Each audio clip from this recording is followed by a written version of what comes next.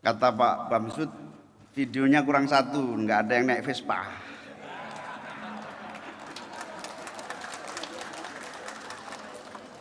Assalamualaikum warahmatullahi wabarakatuh. Bismillah, alhamdulillah, wassalatu wassalamu ala rasulillah, wala haula wala quwata illa billah. Selamat siang, salam sejahtera untuk kita semua. Om Swastiastu, Namo Buddhaya, salam kebajikan.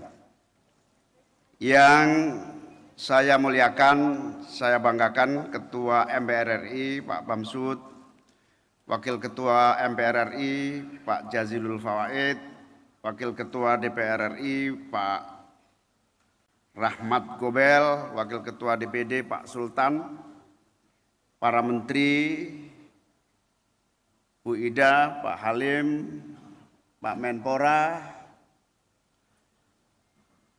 para anggota DPR RI, pimpinan komisi, para anggota dan seluruh anggota DPR dan DPD yang hadir, Excellency, perwakilan kedutaan. Yang paling penting ada dua kedutaan, Excellency, you are ambassador?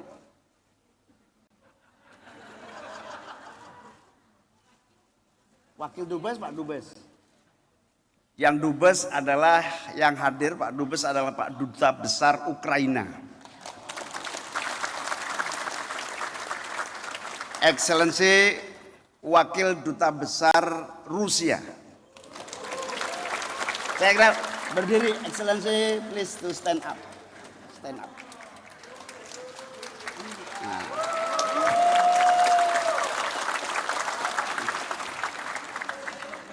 Thank you very much for your come. Yang saya hormati para perwakilan kedutaan-kedutaan dari berbagai negara, Ibu Veronik dari Rusia, Ibu Pak Muhammad Nazruk dari Kedutaan Malaysia, Pak Aronci dari Singapura, Pak Zhang Liang dari Tiongkok, Bu Stefan Mechati dari Bapak Stefan Mechati dari Uni Eropa, dan seluruh tamu-tamu terhormat yang hadir yang saya muliakan. Khususnya tepuk tangan untuk para narasumber yang hebat-hebat sudah datang di tengah kita semua. Teman-teman dari berbagai daerah yang hadir, terutama para pengurus PKB di tingkat provinsi, DPW, para kiai, para ulama dari seluruh Indonesia yang mengikuti secara virtual dari berbagai cabang, dari berbagai kabupaten kota di seluruh Indonesia. Kameranya mana? Sana ya. Salam hormat dan cinta saya, para ketua-ketua dari berbagai cabang yang bergabung melalui virtual yang saya cintai, hadirin-hadirat sekalian yang berbahagia. Pertama tentu saya sangat berbahagia, bersyukur dan terima kasih yang setinggi-tingginya kepada kehadiran para Bapak Ibu sekalian, terutama sahabat-sahabat, para tokoh yang telah meluangkan waktu siang hari ini bersama-sama menyaksikan peluncuran buku Visioning Indonesia. Acara ini sengaja dibuat dekat Senayan supaya anggota DPR pada hadir. Dan alhamdulillah Ketua MPR hadir.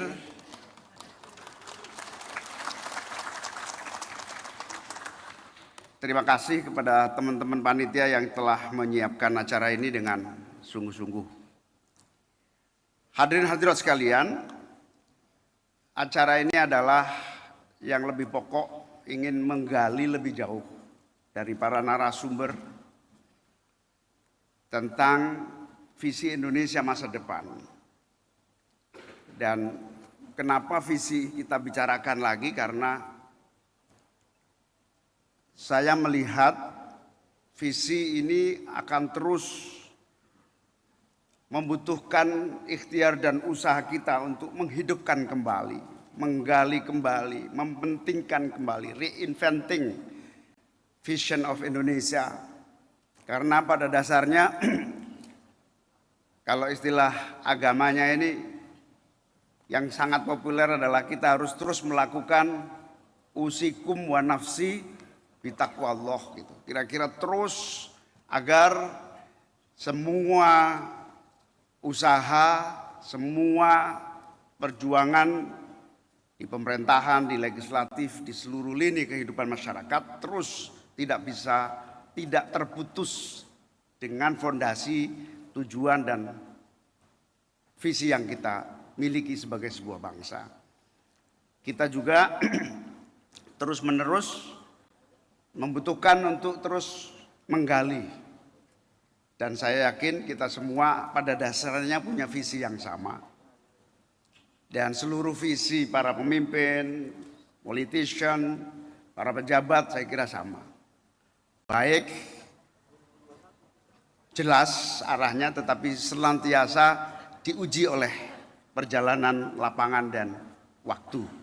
Oleh karena itu saya melonsing buku ini sebagai bagian dari yang pertama tentu mengingatkan kembali pentingnya kita memegang landasan juang yang dinamakan tujuan kita untuk berbangsa dan bernegara. Yang kedua memang buku ini adalah rangkaian dari perjalanan saya ke seluruh tanah air, bertemu dan berdiskusi serta berdialog, pidato saya juga. Kemudian dirangkai dalam satu rangkaian buku ini. Tentu terima kasih kepada seluruh pihak yang membantu tuntasnya buku ini, kepada LP3IS, kepada pengantar buku ini Pak Yudi Latif, ini terima kasih yang telah memberikan pengantar. Dan tentu terima kasih kepada seluruh yang hadir, terutama para jurnalis dari berbagai media. Bapak Ibu sekalian, sebelum saya melanjutkan apa yang menjadi bagian awal pengantar diskusi kita pada hari ini, saya ingin membaca sajak dulu dari W.S. Rendra. Maklum generasinya generasi Rendra ini, generasi gak jauh-jauh amat dengan Pak Bamsud lah kira-kira gitu.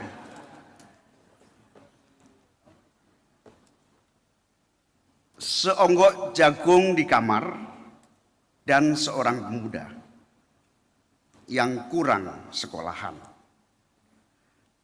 Memandang jagung itu, sang pemuda melihat ladang. Ia melihat petani. Ia melihat panen. Seonggok jagung di kamar dan seorang pemuda, ia siap menggarap jagung. Ia melihat kemungkinan otak dan tangan siap bekerja. Tetapi ini seonggok jagung di kamar dan seorang pemuda tamat SLA, tidak ada uang, tak bisa menjadi mahasiswa. Hanya ada seonggok jagung di kamarnya. Ini saja yang masih kita rasakan, yang dibuat W.S. Rendra, dan tentu menjadi agenda kita bahwa kaum muda kita masih menjadi pekerjaan sungguh-sungguh yang harus kita jalankan di dalam menjalankan tujuan pembangunan kita. Bapak Ibu sekalian yang saya hormati, bahwa seluruh pandangan, visi dan tujuan pembangunan kita adalah terletak kepada kesamaan kita ketika mendirikan bangsa ini dengan cita-cita keadilan sosial bagi seluruh rakyat Indonesia. Ini merupakan tujuan berbangsa dan bernegara, ini adalah destinasi sebagai sebuah bangsa, ini adalah amanat konstitusi, yaitu keadilan sosial. Ketika kita semua dan khususnya saya bertemu dalam ruang-ruang kehidupan dan ruang-ruang masyarakat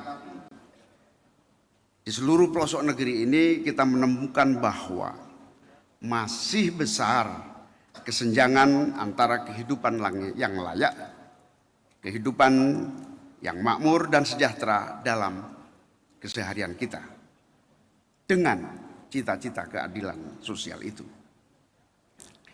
Besar harapan rakyat atas terwujudnya kebijakan yang mampu memahami apa yang rakyat rasakan. Kesenjangan itu masih terjadi dan menjadi tanggung jawab kita untuk berpikir dan memulai terus memperbaikinya. Maka tugas kita semua adalah untuk menutup kesenjangan antara niatan baik negara dan kenyataan sehari-hari yang dirasakan oleh rakyat dan masyarakat kita. Maka sekali lagi tugas kita adalah menutup kesenjangan antara rencana dan niat baik negara dengan kenyataan yang dihadapi masyarakat kita.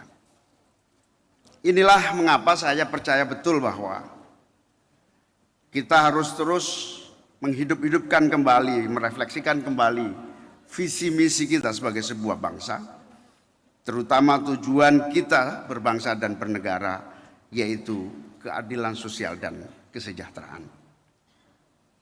Dan yang terpenting adalah hari ini kita punya tanggung jawab bersama-sama menyambungkan modal kekuatan demokrasi kita dengan kesejahteraan dan keadilan.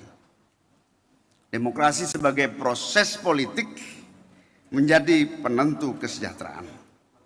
Maka demokrasi harus melahirkan kesejahteraan. Pola relasi kekuasaan yang terbangun oleh demokrasi akan menjadi penentu distribusi sumber daya kita, penentu pembagian aset dan tanah. Demokrasi menjadi penentu terjadinya reforma agraria. Bapak, Ibu, saudara-saudara sekalian, hadirin yang saya muliakan.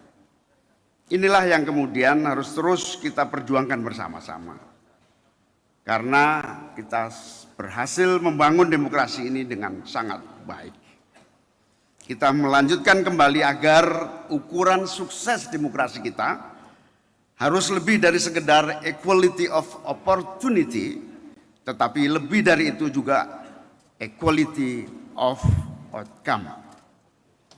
Keadilan dan akses serta kesempatan harus didampingi dengan hasil kemajuan aset dan pendapatan warga. Kesuksesan demokrasi adalah mobilitas sosial semua warga. Para petani harus punya tanah, para petani juga harus memiliki aset untuk berproduksi secara baik. Petani sawit juga harus memiliki kebun, bahkan harus memiliki perusahaan pabrik sendiri. Begitu juga anak-anak para petani, nelayan, buruh, dan semua yang masih di dalam wilayah kehidupan marginal harus memiliki peluang, kesempatan, dan keberhasilan menjadi mobilitas vertikal yang memadai. Saya yakin berbagai ikhtiar telah menuju ke arah ini, tetapi masih begitu banyak tanggungan yang harus kita lakukan di dalam mengatasi keadaan ini. Maka kita harus terus menjadikan visi sebagai bagian yang tak terpisahkan dalam upaya kita menghidupkan kembali tentang tujuan berbangsa dan bernegara. Bahwa kehadiran negara bukan hanya sebagai pengelola pasar, tetapi juga memberikan kekuatan peredam atas dampak-dampak negatif pasar. Negara juga harus membebaskan warga dari ketergantungan pasar, dekomodifikasi, dan juga fungsi redistribusi.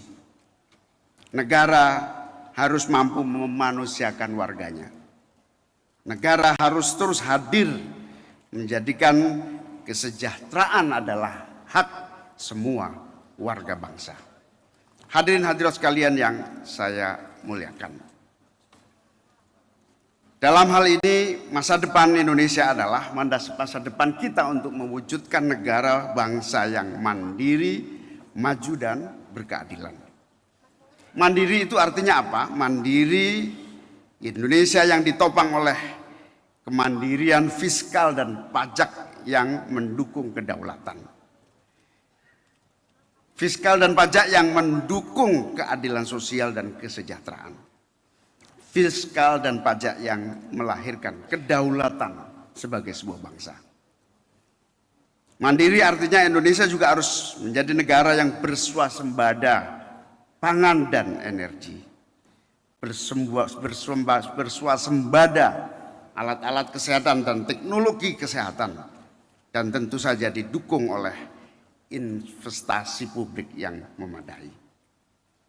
Indonesia maju adalah negara yang tidak bergantung kepada ekonomi sumber daya alam semata, tetapi juga bergantung kepada kekuatan sumber daya manusia yang unggul, yang memiliki pengetahuan yang memadai bagi kemajuan bangsanya. Bapak Ibu sekalian, Indonesia yang maju adalah Indonesia negara yang mampu menguasai dan memanfaatkan teknologi, terutama teknologi informasi dan digital dalam melayani dan mengelola negara yang terdiri dari berbagai pulau yang menjadi negara maritim yang begitu kaya. Indonesia harus menjadi negara yang memiliki birokrasi dan pelayanan publik yang berkualitas tinggi, serta menjadi kekuatan utama pendorong kemajuan dan kesejahteraan bangsa. Bapak Ibu sekalian, misalnya contoh belanja negara di bidang pangan yang dibutuhkan rakyat yang menyangkut subsidi saja misalnya, itu hampir puluhan triliun rupiah. Tetapi implementasinya masih membutuhkan kesungguhan birokrasi yang tepat, sehingga tepat dalam artian belanjanya, tepat dalam artian penyaluran dan berbagai tanggung jawab birokrasi yang menyertainya. Contoh lain misalnya, Presiden berteriak menggunakan belanja negara yang bisa menyerap produk dalam negeri, tetapi juga pelaksanaannya belum sepenuhnya bisa kita lihat nyata. Itu bukti bahwa kita masih memiliki pekerjaan untuk menjalankan dengan sungguh-sungguh. Bapak Ibu sekalian, Indonesia yang berkeadilan adalah Indonesia yang mampu mewujudkan pemerataan pembangunan. Pemerataan pembangunan ini terutama pemerataan hasil pembangunan. Indonesia yang berkeadilan adalah yang konsisten kembali kepada pasal 33 Undang-Undang Dasar 1945, yaitu memastikan bahwa negara memiliki kesempatan untuk memberikan pada warganya kekayaan aset, sehingga sistem ekonomi kita adalah sistem ekonomi yang inklusif. Sistem ekonomi inklusif adalah sistem yang tidak saja tunduk kepada keadaan global, tetapi sistem ekonomi inklusif juga memberikan ruang bagi tumbuh berkembangnya entrepreneur dan pengusaha-pengusaha di tingkat nasional. Saudara-saudara sekalian, harus kita terus upayakan seluruh hambatan-hambatan terwujudnya ikhtiar-ikhtiar kita itu dengan berbagai strategi yang tepat. Salah satunya adalah jalan politik kesejahteraan. Jalan politik kesejahteraan ini paling tidak kita harus melalui peta jalan 5 langkah-langkah yang bisa kita pilih. Salah satu yang pertama adalah kita harus mewujudkan politik yang inklusif, yaitu memperkuat kapasitas fiskal APBN, kualitas sumber daya manusia yang unggul, jaminan sosial, dan desa, memperkuat pembangunan Indonesia. Yang kedua, politik pemerataan dan keadilan. Kita semua hampir sepakat dan bekerja keras menuju pemerataan itu. Tetapi sekali lagi kita masih memiliki hambatan-hambatan serius dan kita harapkan pikiran-pikiran baru agar kita bisa menjalankan segenap pemerataan dengan cepat, terutama pemerataan sumber-sumber produksi. Sumber-sumber produksi terutama pemerataan kepemilikan aset, baik itu agraria maupun aset-aset lainnya. Yang berikutnya adalah memperkuat industrialisasi, hilirisasi di agro maupun maritim. Dalam hal ketahanan dan kedaulatan pangan misalnya, kita harus terus memperkuat pasar dalam negeri sekaligus memakmurkan petani dengan produksi pertaniannya untuk bisa memenuhi kebutuhan nasional maupun internasional. Saudara-saudara sekalian, reindustrialisasi menjadi salah satu pilihan untuk mempercepat kemajuan ekonomi kita. Tetapi reindustrialisasi harus diikuti dengan keadilan di dalam menata ekologi dan lingkungan kita. Saudara-saudara sekalian, dalam hal melaksanakan yang ketiga, kita harus istiqomah konsisten dalam menjalankan politik hijau. Makasih. Politik hijau artinya kita harus menciptakan benar secara konsisten keadilan ekologi. Dan yang kelima adalah politik keindonesiaan yang terus kita jalankan melalui modernisasi birokrasi, politik luar negeri yang menjaga warganya di berbagai negara, kedaulatan dan keamanan serta memajukan kebudayaan. Politik pemerataan juga harus diwujudkan melalui berbagai ikhtiar, terutama ikhtiar untuk konsisten menjalankan seluruh mandat-mandat dan amanat undang-undang dasar kita. Mohon maaf, minum dulu. Saudara-saudara sekalian, kita semua sudah menyepakati bahwa pertanian menjadi salah satu penopang ekonomi yang harus mendapat perhatian khusus. Dalam hal ini, di dalam suasana ekonomi global yang sulit, di dalam tantangan ancaman krisis pangan dan energi, kita hendaknya bergerak untuk terus meletakkan pertanian sebagai sumber utama kemandirian bangsa. Kemandirian pangan ini menjadi bagian dari tanggung jawab kita untuk mengurus dan menjaga kedaulatan petani dan melindungi seluruh produk-produk pertanian. Hadirin hadirat sekalian yang saya muliakan, politik keindonesiaan yang benar dan terus harus kita jalankan adalah yang meletakkan kebudayaan sebagai fondasi bagi jalannya pembangunan. Kebudayaan menjadi fondasi yang kokoh ini agar seluruh arah kebijakan kita memiliki patokan nilai-nilai dan tradisi yang berakar kuat di masyarakat. Kemajemukan keberagaman budaya, keberagaman etnik, nilai dan kekuatan kultur adalah modal yang luar biasa bagi penguat persatuan bangsa.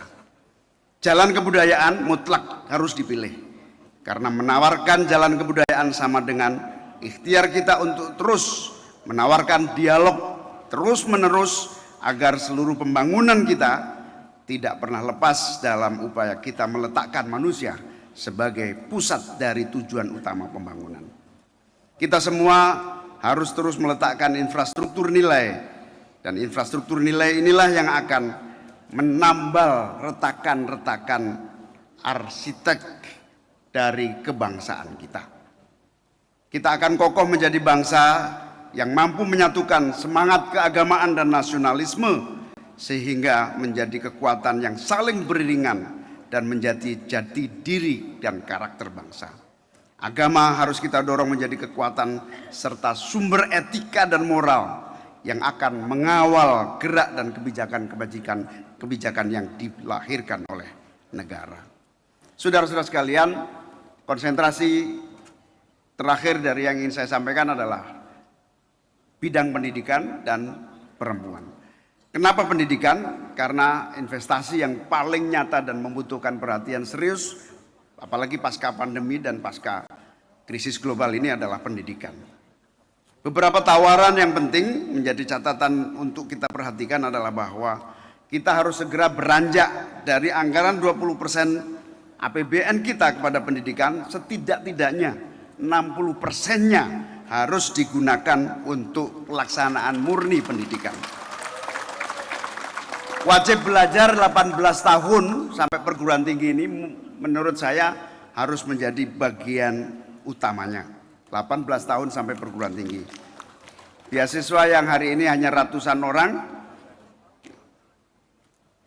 ribuan, maksud saya 3.000-an sekarang. 3.000-an per tahun beasiswa sampai perguruan tinggi, terutama di kampus-kampus dunia melalui LPDP. Minimal setahun harus minimal ya, setahun itu 100.000 beasiswa untuk belajar di perguruan tinggi kelas dunia. Menaikkan indeks biaya pendidikan ini juga menjadi faktor penting meningkatkan mutu dan kualitas pendidikan nasional kita. Hari ini indeks biaya pendidikan kita hanya 1,3 juta per tahun, bayangkan 1,3 juta, kecil sekali. Kita akan genjot lagi dengan ikhtiar bersama dan kita mohonkan betul untuk kita semua konsisten menjadikan minimal indeks dari biaya pendidikan kita 7 juta per tahun. Saudara-saudara sekalian, meningkatkan kesejahteraan guru mutlak karena di situ adalah pusat dari seluruh kemajuan aktivitas pendidikan kita.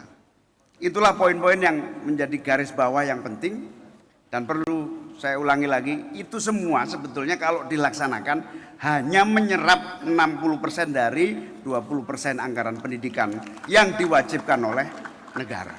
Oleh karena itu sebetulnya kewajiban 20% APBN itu sudah langkah cerdas yang luar biasa. Prestasi anak bangsa sejak reformasi yang paling monumental adalah rumusan pasal di dalam perubahan Undang-Undang Dasar 1945 yaitu menyangkut kewajiban APBN 20% untuk pendidikan. Ini prestasi terbaik yang harus dilanjutkan lebih jauh lagi. Dulu saya ingat ketika membahas itu, para ahli-ahli ekonomi, ahli-ahli pembangunan, ahli-ahli keuangan menyatakan sangat tidak realistis APBN dipaksa 20% karena dianggap itu mengganggu, membuat konstruksi APBN kita. Tetapi karena semua kekuatan di Senayan bertekad bulat, pokoknya kacamata kuda yang penting 20% itu harus APBN digunakan untuk pendidikan. Alhamdulillah hari ini terbukti manfaatnya luar biasa. Terbukti. Tinggal sekarang agak dari 20% itu keberanian konsisten memilih dari pelaksanaan untuk yang saya sebutkan beberapa hal tadi di atas. Bapak Ibu sekalian yang saya hormati, dengan demikian maka semua politik kesejahteraan kita yang bertumbuh pada kemandirian, keadilan sosial bagi seluruh rakyat Indonesia, dan kesejahteraan adalah bagian yang tidak terpisahkan untuk kita terus menjadikan itu sebagai fondasi pembangunan nasional kita. Bapak Ibu sekalian yang saya hormati, kita berharap Indonesia ke depan akan menjadi negara yang mandiri, maju, berkeadilan dan sejahtera, mampu memunculkan makna-makna substantif dari keindonesiaan yang telah dilahirkan oleh para founding fathers kita. Sebuah keindonesiaan yang mampu mencanangkan ideologi keadilan dan kesejahteraan sosial sebagai cita-cita konkret dalam berbangsa dan bernegara. Hadirin hadirat sekalian, saya sangat serius hari ini karena ini menjadi bagian dari momentum kita untuk menyiapkan langkah-langkah konkret yang tentu saya harapkan di forum ini kita semua berkontribusi memikirkan dan memberikan mandat kepada kita semua, para politisi, terutama anak buah saya di DPR RI, DPRD, DPRD Kabupaten Kota, semuanya eksekutif, legislatif, semuanya supaya istiqomah, konsisten, tidak lengah, dan memiliki target kerja yang jelas. Terima kasih kepada semua yang hadir, terima kasih kepada seluruh narasumber, terima kasih atas perhatian seluruh teman-teman dari berbagai daerah di seluruh Indonesia. Terima kasih kepada para jurnalis, mohon maaf apabila ada kekurangan dan kesalahan. Wallahul muwaffiq ila aqwamit thoriq. Wassalamualaikum warahmatullahi wabarakatuh.